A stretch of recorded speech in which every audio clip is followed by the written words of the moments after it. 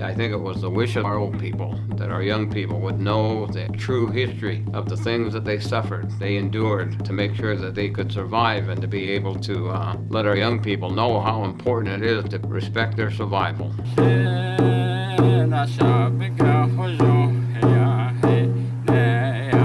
Huelte no ei hadikat han hollo e sin ei hadiga antes je ta sin ei hadikat dina ha no ei ha ba hanete a konde se massan ei hadikat asina kinache e sin hasin eleze hat sin ei hadikat le shasbatho ne ei hadikat e sin ei hadikat Salah nenegi be etos le nenegi si patas desta. Ako tehegi ego se ja hede hanegi to. Se taas anako si penkiltä huit net olli. In the story of my great grandmother, after they had evaded the military, they did surrender at Fort Wingate, and that place is called Shasbatol, which is to call it Bear Springs. And that's where they surrendered, and of course they were then marched to Fort Sumner, which is some 300 miles to the west that they had to cross into what is now the state of New Mexico, out there in a flat area. It's a very desolate area, is what we are told. The water was alkaline, and the soil was not fit for planting, and nothing would grow, and the land area lacked a lot of things. It lacked a lot of wildlife or even small game. There was hardly anything, and they'd have to travel sometimes 15 miles to get some firewood, and so they had it organized where they would have a detail that would go out and haul wood at various times. But there were a lot of people there at Fort Sumner, and Huelte is what our people call it. It's the place of suffering, a place of no joy or no happiness. It was a very bad place, and so many of the net that were captured and put into that prison camp, they died. So there was a lot of people that died there at Fort Sumner, and it was that the old people who survived that would cry very often, and that about the people that they had lost, and it was that the food was very scarce, we might say, even though that they had food rations. I remember that they talk about the time when they tried to cook rice. Rice was a food that they were not familiar with. Neither were they familiar with the coffee. And the cooking of the rice was something that was kind of humorous, as they didn't know how to cook it, and it would boil over in the pot and lose a lot of it. And then the coffee beans, and that they thought it was regular beans, and they tried to cook it and eat it like they would eat the beans. But they were not familiar with a lot of the foods and that was being made available to them, and then they would have food rations. But the other thing is that while they were being held prisoners of war, they had to present a token of some kind, and then they would receive their food ration.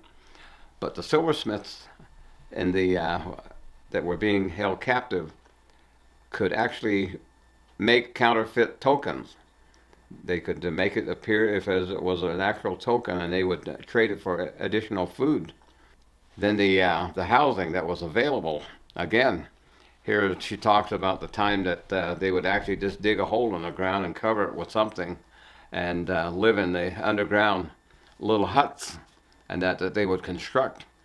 And she said it was like a prairie dog town. Don't know how long.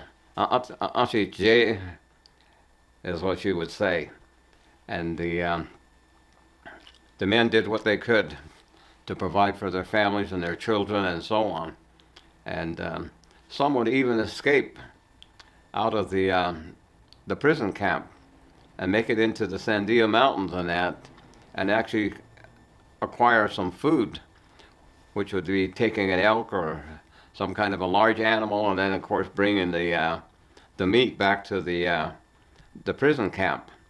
And those were some of the things that they did as well to make sure that their families survived. But after 2 years of being in that prison camp, my great grandmother was probably reaching the age of 5, 6 years old when the peace treaty of 1868 was finally negotiated. But the conditions at Huelte were very harsh, and many people perished. But the thing that happened is that sometimes delegations from Washington D.C. would come out and actually visit these prison camps, and the women that were with these delegations were the ones that were very sensitive what was going on and happening to the Dene that were being held prisoners of war and the conditions that they were trying to live in. And so what those women did is they reported it to the newspapers and the news media, and they began to run stories about these terrible conditions that these Dene were being placed under and how they were dying by the hundreds.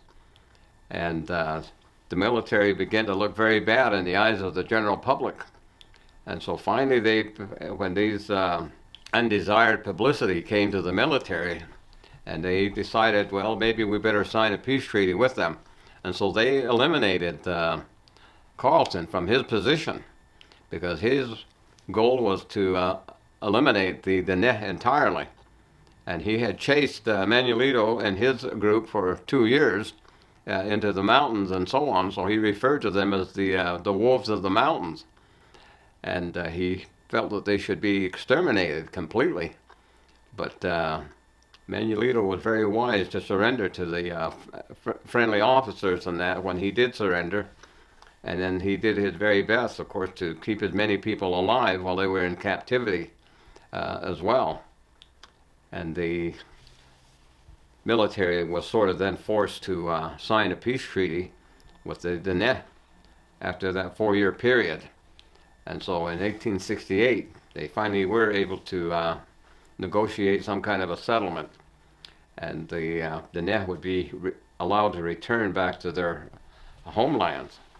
But a lot of times people don't understand that the homeland that they were given was not very large at all. It was very small and not very many acres, and it was up in the what would be thought of as Shiprock, or the place that they eventually called Natani Naz, because they were put under the authority of an Indian agent, and he was very tall.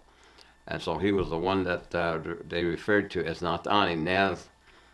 And near the place of where the Tebeta, which is the Shiprock Formation that is located somewhere south of the area that they call Natani Naz. But eventually the Dene escaped in that area as well and began to return back to the places that they had occupied before the attack.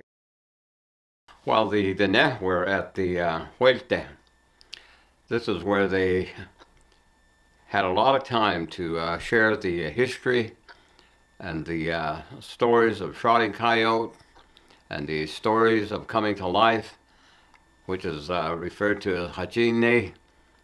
And the stories were told by many different people that were there.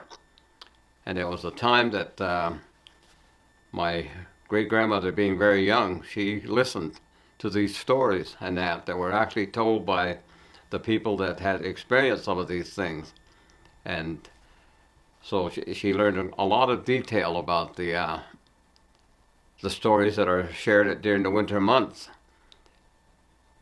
And it was that those were the things that she shared with me in later years. But it was a great opportunity to learn a lot about the history of our Dene and where they came from. Now, I keep telling people, and I encourage people to review our information and that we share. and so much of it actually came from my great grandmother and the opportunity she took to listen to the stories presented by so many different people while she was a child. The reason that the military under General Carlson, how he wanted to make sure that the land was acquired that had been originally occupied by the Dene. He claimed that there were gold that was just laying around that they could just gather up in sacks and carry off uh, to Washington. And so that was the impression that he gave the officials in Washington, and they supported him in the effort to acquire all of the land. But in the history of the Dene, one of the things that was very offensive to the Dene was the way that the settlers in that would come in and they would be digging into the ground to take from Mother Earth what she didn't want to for them to have. And so a lot of that was happening over in the southwest corner of Colorado, in the mountain areas, Durango and Telluride and all those areas, and that there were a lot of mining operations and that were taking place. And of course, Grant's New Mexico area was the same way, that they were digging into the ground and taking out what they could, silver, gold, and other types of mineral as well. But this was very disrespectful to Mother Earth. And so it kind of encouraged the Neh to stop these people that were doing all this disrespectful things to Mother Earth itself. And of course, they brought in livestock and just let them roam around on the open range and that. And so that kind of gave the impression that the Neh could help themselves to the livestock. And so they would run off some of these animals. And but the Neh themselves had very large herds and that. And I think I mentioned even people like ganado mucho.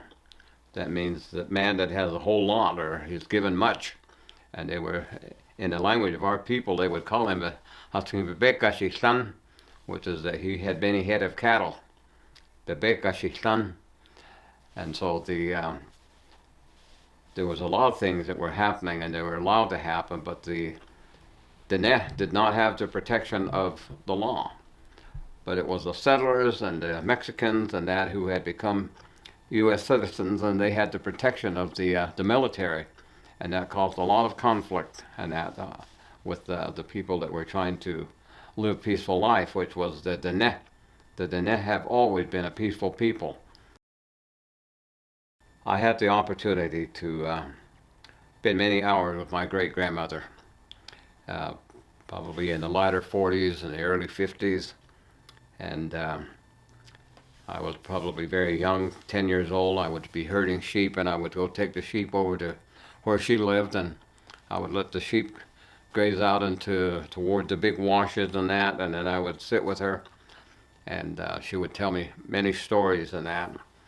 But I always remember, if I had the opportunity to find a river rock that was dark or something and could fit in the palm of her hand, I would take that to her, and she would let that sit in the sun, or sometimes she would let it sit near the fire and get warm, and then she would rub that stone on her aching joints. And other things, I sometimes would bring a jelly roll from the store or trading post and give that to her. And I would always get her several packs of Chesterfield. That was her favorite smoke.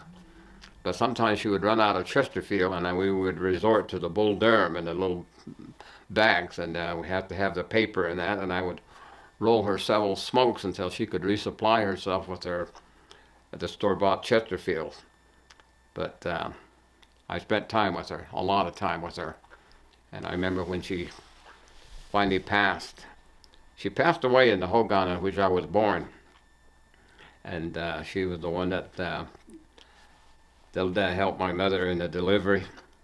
And she's the one that held me in her hand and informed the world that Ashkila, which is to say, it is a boy. And I can just imagine she would talk to me like I was full grown at the time that I was born.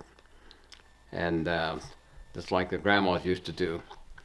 Yeah, the like a call wasn't you say it is wonderful that you are here. There's a lot to do. And there's a lot of work to do. And then of course when I cried out she would say that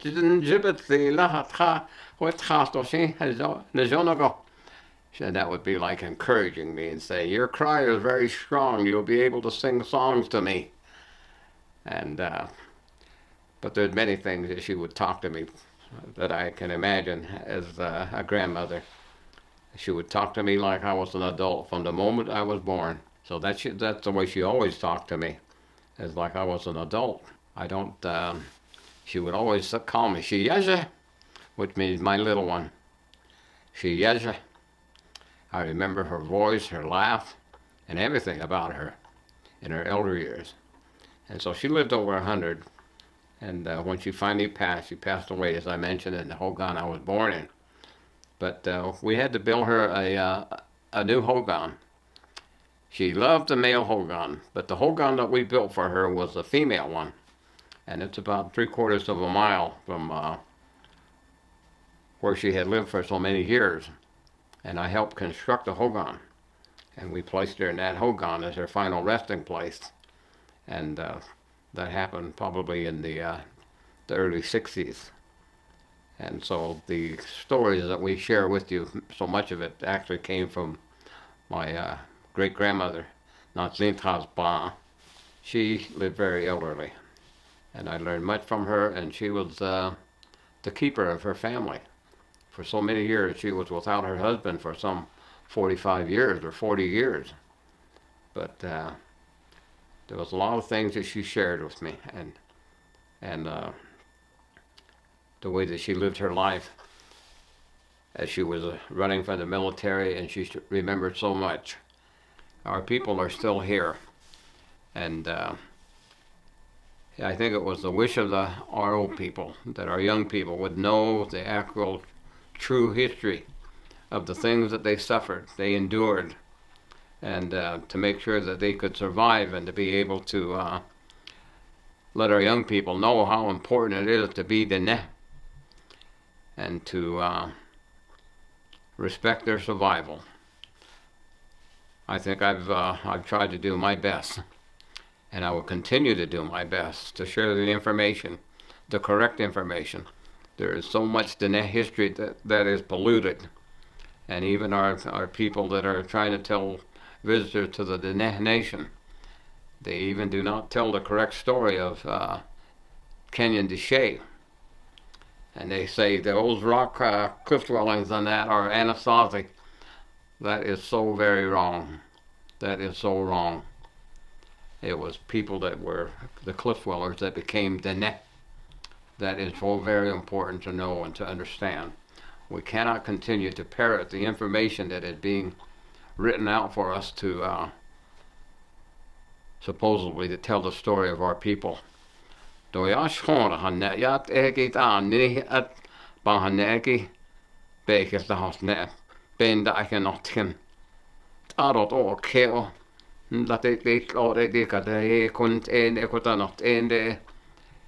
Even the name, the Ne, people say it means the people. That is so wrong. That is so wrong. The name itself, it speaks. De, Ne. We came from a place that is not on the surface of this earth. We came from up, and we came to the surface of Mother Earth. De Ne. The Ne has changed. I am a man. If it's a woman, they say, the Ne. There is so much teachings in that we have forgotten. And in fact, even male and female, the wife would always refer to her husband in the traditional way as Shaka. That was it. And the man would refer to his wife as Sha'at. And that's how they used to refer to one another. And that is so, it is so foreign, it's being lost completely. And so those are the things that we are told.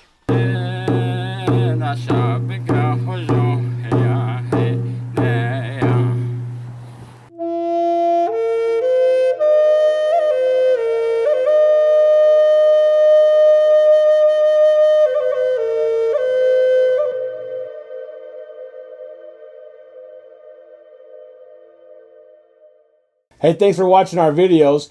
If you like what you see, don't forget to subscribe and hit that notification bell so you never miss one of our uploads.